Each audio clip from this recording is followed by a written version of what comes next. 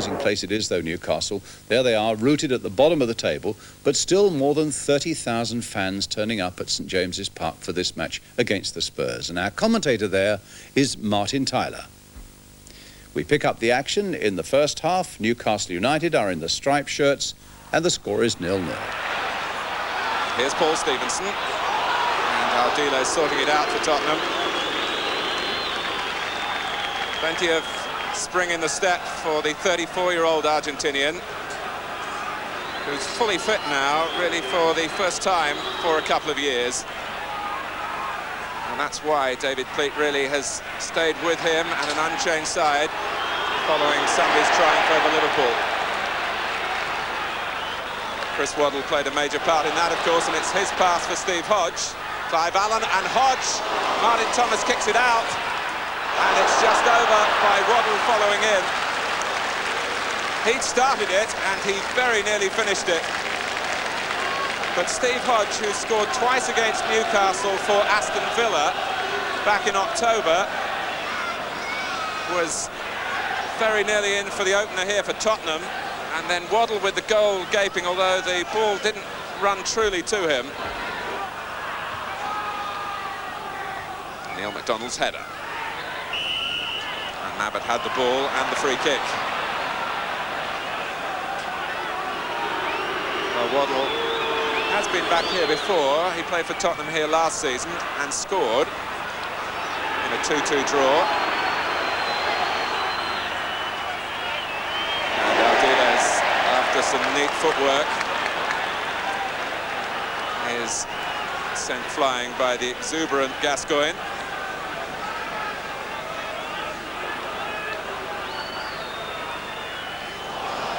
That was nicely done by Gary Stevens. Clive Allen might get a second bite at it. And it's prodded in. And it's Hoddle who has it. And Tottenham, chasing their championship dream, have made a good start at St James's Park, thanks to the endeavour and enterprise of Stevens, the force here of Clive Allen. And then Glenn Hoddle cropping up with a striker's goal, really. And with 9 minutes gone, Newcastle United are behind on their own ground. But Hoddle might just have come back from an offside position to get that, but the flag stayed down.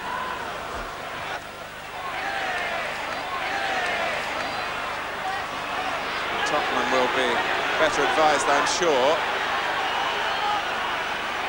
to make attack the best form of defence at their one-goal lead. And Stevens was late. And he's going to be spoken to. Wharton was past him. It was a calculated foul.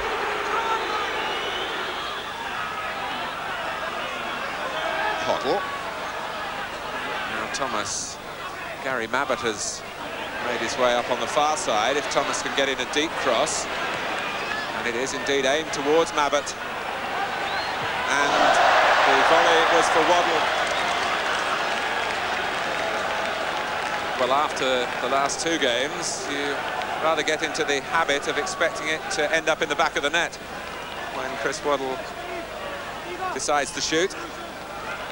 But it's a measure of Tottenham's ambition to add to their lead that Mabbutt was there at the far post, forcing the half clearance, which Waddle couldn't deal with. And Hodge not given time to dwell, but Clive Allen found by Hoddle. Help from Paul Allen. And he's bundled away through, and Thomas did enough. And again, Wharton was there to help out. Paul Allen, with only one goal to his name this season, nearly doubled the tally. But Martin Thomas got quickly to his left. Here's Beardsley.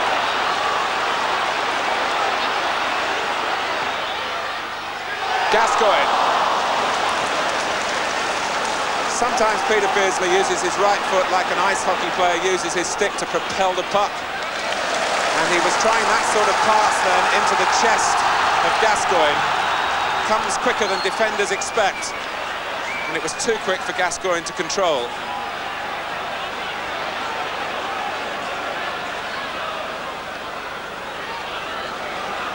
An eventful second half already.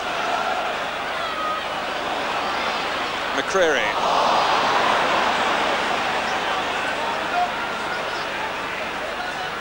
Just when Newcastle seemed to be getting back in tune, they strike a discordant note like McCreary's under-hit pass. But he's a grand competitor, and he'll go and win it back again for you. Hoddle. Beardsley.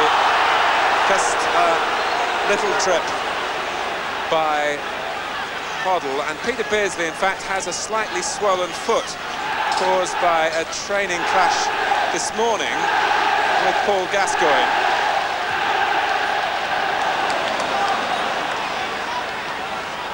The usual pre-game competitive small-sided game, and Paul Gascoigne got a little bit over-exuberant and Beardsley was on the receiving end.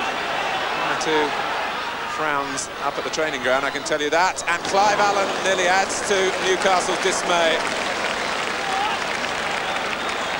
That was very crisply hit.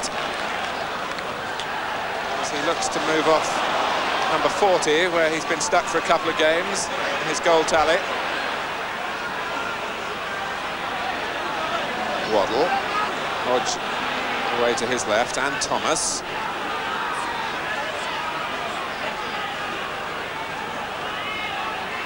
Here's Waddle.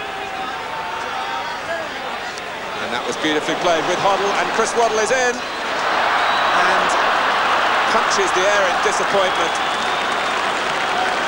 He hasn't really been pleased, except for the last couple of weeks, with his finishing all season. And again he got into a threatening position and dragged it well wide of the target. Here's Gascoigne. Beardsley held the hand up, apologising, and in fact Kenny Wharton caught out of position because of that. Tottenham took the throw quickly. And that all stemmed from a Peter Beardsley mistake on the halfway line.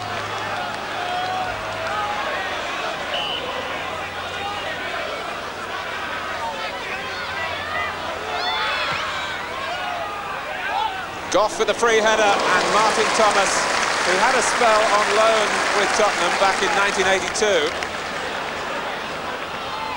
had to save again as Newcastle defended poorly at a Tottenham corner.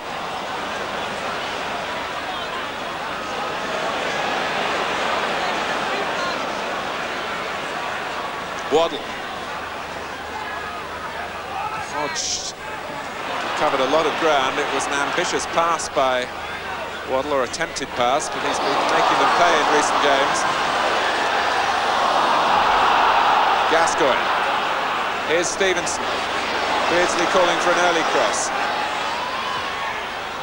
And when it comes in via the outside of the right boot of Paul Gascoigne, it bent in towards Clements and away from Paul Goddard. Roda. Here's McDonald. Tottenham's one-goal lead hasn't looked all that secure. Beardsley. And it's a lovely sharp turn, but Clements denies him the satisfaction of the equaliser. You can almost see the concern in defenders when they're faced by Beardsley. Goddard had gone offside in any case, and this time Jim McCauley, the referee, plays the advantage. Hoddle. And Paul Allen. Good goalkeeping. He had committed himself, Martin Thomas. Clive Allen was waiting if it was played across the face of the goal. And once there, Martin Thomas just had to get it. And he did.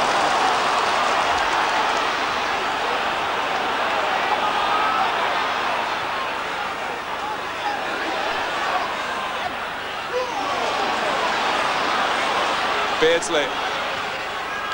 Here's Anderson. It's all being played in front of Tottenham. Goff, Beardsley, and it's put in by Paul Goddard. Newcastle United are level.